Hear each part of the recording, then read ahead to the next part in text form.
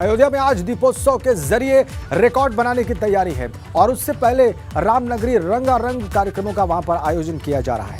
भगवान राम के जीवन पर आधारित झांकियों की शोभा यात्रा निकाली जा रही है।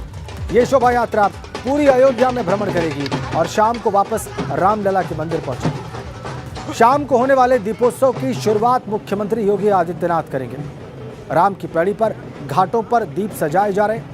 आज छोटी दिवाली के दिन आयोजित होने वाले दीपोत्सव के मौके पर इस बार कुल 12 लाख दिए जलाए जाएंगे। सरकार 9 लाख दिए सरयू के किनारे स्थित राम की पैड़ी पर और 3 लाख दिए अयोध्या के मठ और मंदिरों में जलाने की तैयारी कर चुकी है। शाम 6 बजने के बाद से ही दिए जलाने का काम शुरू हो जाएगा। पिछले साल दीपोत्सव पर 6 लाख से ज्यादा दिए जलाए गए थे, जो कि एक विश्व रिकॉर्ड था।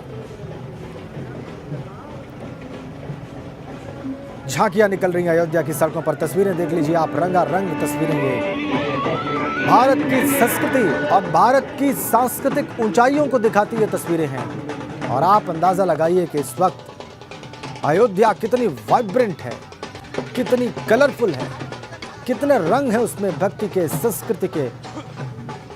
और उसकी एक झलक इस वक्त आपकी स्क्रीन पर। शाम के 6:30 बजे एक लेजर शो का भी आयोजन है अयोध्या में। आतिशबाजी और लेजर शो 7:40 पर शाम को फिर से आयोजित होगा। बीच में मुख्यमंत्री का संबोधन भी होना है। तो त्रेता युग को पुनर्जीवित करने का प्रयास अयोध्या में। और यह 5वां वर्ष है जब हम ऐसा होते देख रहे हैं अयोध्या में।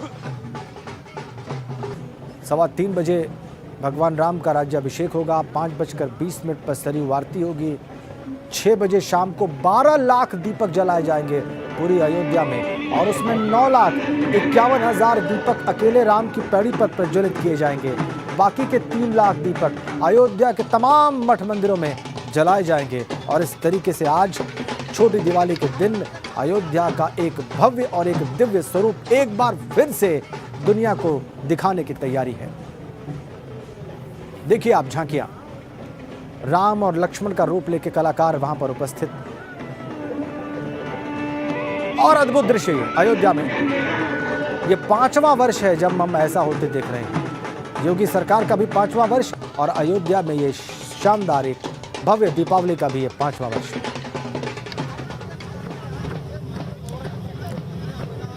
चलिए आपको सीधा आप अयोध्या ही लिए चलते हैं। बिना वक्त गंवाए अब आपको हम सीधी तस्वीरें दिखाएंगे। और इसके लिए अयोध्या में उपस्थित हो चुके हैं, हमारे साथ जुड़ चुके हैं हमारे ब्यूरो चीफ वीरेश पांडे, जो आपको तमाम कलर्स, जो तमाम रंग हैं वो दिखाने वाले हैं, उनकी विशेषता बताने वाले हैं और कैसे अयोध्या आज अपने आप को महसूस कर रही है इन दृश्यों के रहते हुए, ये भी आपको दिखाने और बताने वाले हैं। Over to you Viresh. देखिए राजेंद्र, आपने कहा कि बताने से ज्यादा मैं दिखाने पे विश्वास करूंगा, क्योंकि यहाँ का जो दिव्य दृश्य है वो जब तक दर्शक नहीं देखेंगे और स्टूडियो में बैठकर राजेंद्र आप नहीं देखेंगे तब तक आप अभिभूत नहीं होंगे, आपका मन नहीं भरेगा। तो हमारे कैमरामैन मेहदी हसन से कहता हूं कि मुझ पर, मेरे चेहरे से हटाकर इन दियों पर ले जाएं। और इसकी खास बात यह है, और इस पर्व की खास बात यह है कि गोस्वामी तुलसीदास रामचरितमानस में लिखते हैं इस अवसर को कि अवधपुरी प्रभु आवत जानी, भई सकल शोभा के खानी, बहई सुहावन त्रिविध समीरा, भई सरजू अति निर्मल नीरा। त्रेता युग में प्रभु राम और मां जानकी के 14 साल के वनवास के बाद अयोध्या लौटने पर अयोध्या में जैसा उत्साह और कौतूहल था, उसी का वर्णन गोस्वामी तुलसीदास ने इस चौपाई में की है। और उसी दृश्य को जीवंत करने की कोशिश एक बार फिर अपने कार्यकाल में 5वीं बार हम कह सकते हैं अयोध्या में मुख्यमंत्री योगी आदित्यनाथ कर रहे हैं। 5वें साल में पहुंचा ये दीपोत्सव बीते साल की तुलना में और भव्य होगा और ज्यादा दियों से सजा है, क्योंकि 9 लाख से ज्यादा यहाँ का आकलन किया जा रहा है। कोई 11 लाख कह रहा है, कोई 12 लाख कह रहा है, लेकिन 9 लाख से कम का मामला तो ये नहीं बनता है। और रही बात, आपको बताऊं कि यहाँ 3 लाख दिए तो अयोध्या के बाकी मंदिरों को रोशन करेंगे। इस घाट पर, राम की पैड़ी पर जहां मैं स्थित हूं, 32 घाटों पर 9 लाख दिए जलाए जाएंगे। और ये जब जगमग होगा तो क्या दृश्य होगा राजेंद्र, स्टूडियो में बैठकर इस मनोहर दृश्य को आप आप भी देखना चाहेंगे। और जरूर। बुधवार को यानी आज होने वाले दीपोत्सव में सभी तैयारियां पूरी कर ली गई हैं। राम कथा पार्क और राम की पैड़ी पर आयोजन भव्य तरीके से किया जाएगा और मॉनिटरिंग खुद मुख्यमंत्री कर रहे हैं। और यहां पर देखिए कोविड प्रोटोकॉल का पूरा पालन किया जा रहा है। 12,000 वॉलंटियर लगे हैं। ये जो दिए आप देख रहे हैं किसी 200-400 लोगों की नहीं, 12,000 वॉलंटियर ये लगे हुए हैं और परसों से लगे हुए हैं। और राम की पैड़ी पर ये जो दिए हैं वो मंगलवार की सुबह से लगने शुरू हो गए। मौनी बाबा भी हैं, चूंकि आध्यात्मिक विषय है राजेंद्र, तो जितना बढ़िया व्याख्या मौनी बाबा करेंगे इस अवसर का शायद हम और आप न कर पाए, तो इन्हीं के मुखार बिंदु से कुछ अच्छी बातें भी दर्शकों को सुनाते हैं। जन्मभूमि मम पुरी सुहावनी, उत्तर दिशि बाह सरयू पावन। भगवान श्री राम जब वनवास से वापस आने की स्थिति बनी, सारे देवताओं ने भगवान का अभिनंदन किया। भगवान ने कहा मुझे त्रैलोक्य में अगर सबसे प्रिय कोई चीज है तो वह श्रीधाम अयोध्या है, मेरी जन्मभूमि है, मां सरयू का तट है। आज हम सब मां सरयू के तट पर दीपोत्सव के 5वें वर्ष में जब आज यहाँ उपस्थित हैं तो लगता है कि रामलला की वो कृपा, दया, अनुग्रह, शक्ति और भक्ति का वरदान पूरे विश्व को प्राप्त होने वाला है। क्योंकि राम की कृपा से सबकी रक्षा होती है, सबकी सुरक्षा होती है। राम एक ऐसा अवतार है जो मर्यादा पुरुषोत्तम के रूप में हुआ है। यहाँ हर कार्य मर्यादा की दृष्टि से किया जाता है। निश्चित रूप से रामलला के यहाँ जो 12 लाख दीपों का आज दीपोत्सव है, 9 लाख माँ के तट पर है, उसमें 4 लाख जो दीपक हैं वो अयोध्या के लिए हैं, 4 लाख काशी के लिए हैं और 4 लाख मथुरा के लिए हैं। ऐसा संकल्प हम संतों ने लिया है कि जैसे ही श्रीधाम अयोध्या में भव्य दीपोत्सव रामलला के मंदिर निर्माण के साथ हो रहा है, ऐसा ही आने वाले समय में जब काशी मथुरा में भी मंदिर निर्माण प्रारंभ हो जाए, उस संकल्प लेकर के ये कार्य किए जा रहे हैं। क्योंकि रामलला को अत्यंत प्रिय जन्मभूमि निश्चित रूप से समस्त कामनाओं को पूर्ण करने वाली है। संत तो सदैव कहते हैं कि रामलला की जो भूमि है वह अर्थ, धर्म, काव्य और मोक्ष। गुरुजी, मैं कहूंगा कि कुछ चौपाइयों के द्वारा बहुत ही मधुर वाणी है आपकी और हम तो भाव विवल हो जाते हैं। उस वाणी को आप दर्शकों को श्री राम तुम्हारी करुणा का वरदान सभी को मिलता है। जो माँ सरयू के तट आती दुख दोष सदा ही मिटता है। मन की वो लिए कल्पना ही हर रोज शरण में आते हैं। सरयू जल का वो पान करें, अमृत सी शक्ति को पाते हैं। ये धरा पुंज है भगवन की, श्री राम यहाँ अवतरित हुए।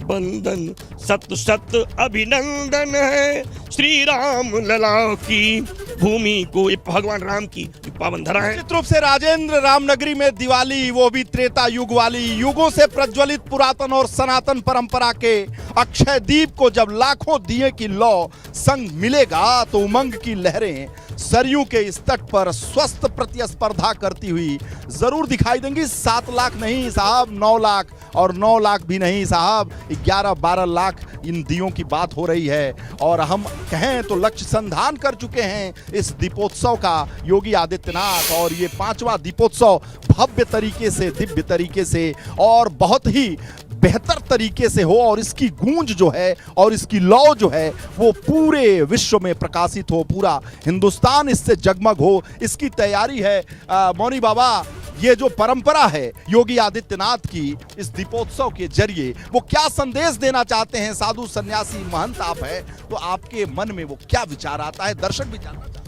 भूदीप देव देवेशो कर्म साक्षी समुद्भव, यावत पूजाम करिष्यामि तावत त्वम स्वस्थिरो भव। वो विद्वान भी हैं, संत भी हैं और मुख्यमंत्री भी हैं। वो जानते हैं कि दीप जलाने से देश का अब के में आतंकवाद कम होता है, लक्ष्मी की वृद्धि होती है, रोगों से निवारण होता है और अन्न के साथ साथ विद्या, श्री, शक्ति, ऐश्वर्य की वृद्धि होती है। दीप प्रज्वलन करने से सब प्रकार की बाधाएं समाप्त होती हैं। तंत्र शास्त्र में और वैदिक शास्त्रों में भी दीप प्रज्वलन का विशेष महत्व महत्व है। इसलिए माननीय मुख्यमंत्री जी ने जो 5वें वर्ष में भी दीपोत्सव किया है, इससे माना जा रहा है भगवान राम की इस नगरी में दीपोत्सव करने से पूरे विश्व का तो कल्याण होगा ही, भारत का गौरव अत्यंत श्रेष्ठ होगा और सारे लोगों की मनोकामनाएं पूर्ण होगी। जो भी आप चाहते हैं अवश्य ही वह आपको प्राप्त हो जाए, ऐसी कल्पना दीपोत्सव चौपाई के माध्यम से आप सुनाएं। देखिए, अगर आप दीप की स्थिति देखना चाहते हैं तो होता है सारे विश्व का कल्याण इसी दीपों से, क्योंकि दीप जलाने से जीवन की सारी गरिमा बढ़ती है, हर शक्ति सृजन होत रही है, जीवन की संगीत जलती है, पद पद क्षण क्षण चलते चलते जीवन की अविरल गाथा है। जो दीप जला के जाते हैं जीवन निश्चित खिल जाता है। अगर आप भी दीप जलाते हैं तो आपके जीवन में भी यश और कीर्ति निवास करेगी, अंधकार समाप्त हो जाएगा और आपके जीवन में वो सुख शांति प्रवेश करेगी जो आप भी अपने जीवन में उपलब्धियां प्राप्त करना चाहते हैं। और आज के दिन दीप जलाने का तो विशेष महत्व इसलिए है कि आज दीपावली की पूर्व संध्या पर जब दीप जलता है तो लक्ष्मी प्राप्त होती है, आरोग्यता आती है, विजय आती है, शक्ति आती है, विद्या और बुद्धि प्राप्त होती है। जय महाकाल। निश्चित रूप से आपने कहा कि विद्या बुद्धि सब प्राप्त होती है और इसीलिए तो हम भी यहाँ आए हैं कि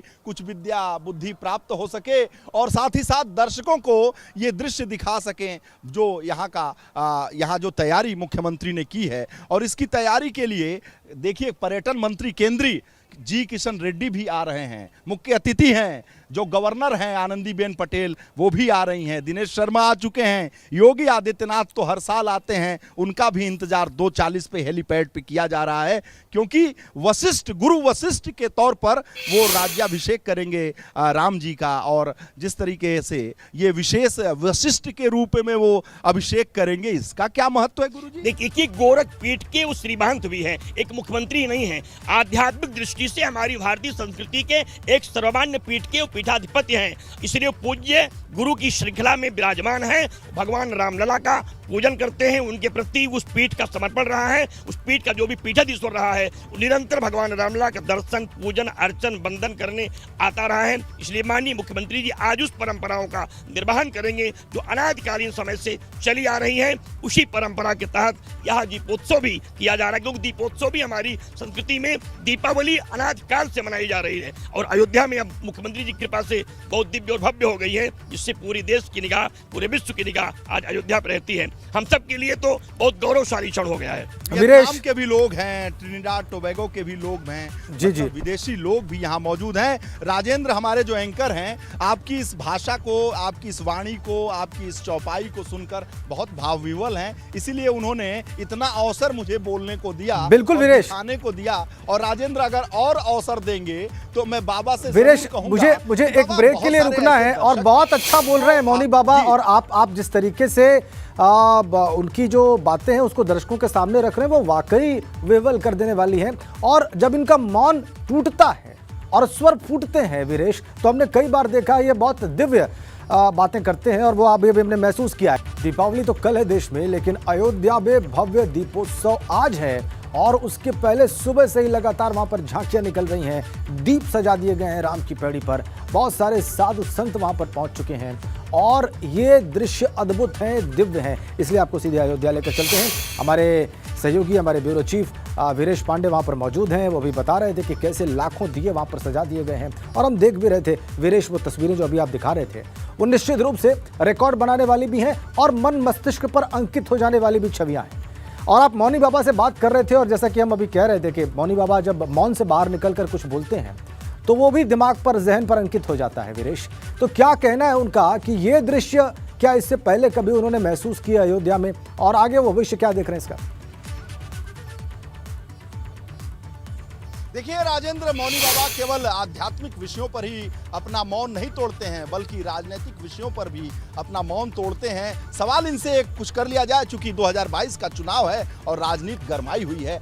बहुत लोग ऐसे हैं जो कभी मंदिर नहीं जाते थे, आज मंदिर मंदिर द्वारे द्वारे भभूत लगाकर ललाट पे और रुद्राक्ष की माला पहने बहुत सारे ऐसे नेता, मैं नाम नहीं लूंगा मौनी बाबा, और आप भी अखबार और टेलीविजन जरूर पढ़ते हैं, तो क्या कहेंगे इन लोगों को? देखिए, नेता को अगर 3 चीज याद हो जाए महाराज तो उसको ये करने की जरूरत नहीं है।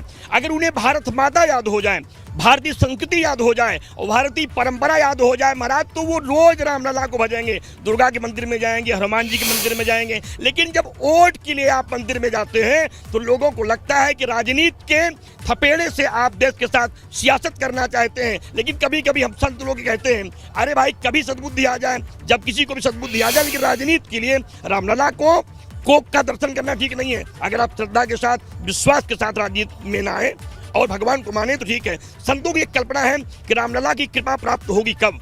कहा रामलला की कृपा प्राप्त होगी कब? कहा जब रामलला के बारे में जानेंगे तब। रामलला के बारे में जानेंगे कब? कहा जब श्रद्धा होगी तब। श्रद्धा होगी कब? कहा जब विश्वास होगा तब।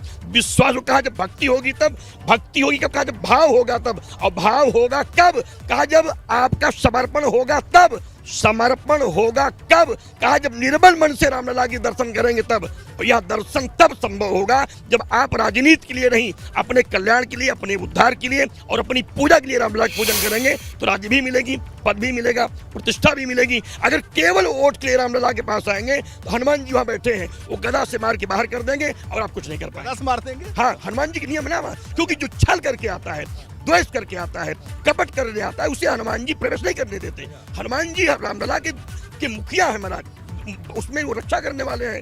इसलिए जो हनुमान जी का कपट, जो रामलला वोट के लिए जाएगा 22 में और वो गदा खाएगा, अगर केवल वोट के लिए जाता है, राम का भक्त नहीं है, राम को मानता नहीं है, राम पर विश्वास नहीं करता, राम पर श्रद्धा नहीं। ठीक है वीरेश, अपने सिग्नेचर स्टाइल में कब और तब को जोड़ते हुए जो उन्होंने अपने विचार व्यक्त किए हैं वीरेश, वो ना भुलाए जाने वाले हैं। कुल मिलाकर वो कह रहे थे कि सनातन धर्म के प्रति आस्था रखना जो है वो राजनीति में होना ही चाहिए उनकी दृष्टि में, और वो जो वास्तविक आस्था है वो दिख जाती है, कहना ये चाह रहे हैं मौनी बाबा। बहुत बहुत धन्यवाद फिलहाल वीरेश आपका, फिलहाल, और बहुत धन्यवाद मौनी बाबा का भी। उन्होंने अपने उद्गार व्यक्त किए, मौन से बाहर आकर उन्होंने बहुत कुछ कहा जो हमारे दर्शकों को निश्चित रूप से बहुत अच्छा लगा होगा, ऐसा मुझे विश्वास है। और ये पूरी कवरेज आप दिन भर देखेंगे एबीपी गंगा पर। जो भी तस्वीरें अयोध्या से मिल रही हैं वो हम आपको लगातार दिखाते रहेंगे।